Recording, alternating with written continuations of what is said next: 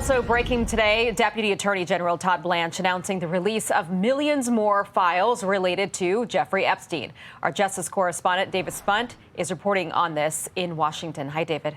Hi, Aisha. You're not exaggerating when you say millions. More than 3 million pages are now being posted to the Justice Department website. This includes more than 2,000 videos and 180,000 images. The Deputy Attorney General Todd Blanch took multiple questions on the files released today and said most of the videos are commercial pornography. Not all videos featuring Jeffrey Epstein or shot by Jeffrey Epstein. Blanch says medical records, images that may show harm toward children, and any sort of physical abuse were not released publicly. Some of the names mentioned in the files dumped today: Bill Gates, Elon Musk, and Steve Bannon. Again, not much context when names are released. Important to point that out, and we've not seen evidence that anything was criminal between those men. Now, context is key, but there's not been a lot of context. Some of the communications from Epstein are none too kind to this man, President Trump. The two knew each other back in the 90s in Palm Beach and are pictured together numerous times over the years. Today's document release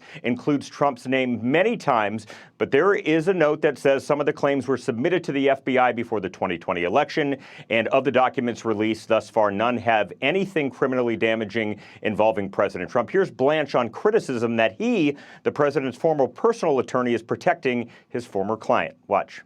We did not protect President Trump. We didn't protect or not protect anybody. I mean, I think that there's a hunger or a thirst for information that I do not think will be satisfied by the review of these documents.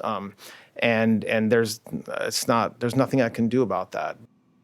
Blanch says it's possible more would be released if judges order more to be released, but he said of today's release, quote, "Today's release marks the end of a very comprehensive document identification and review process."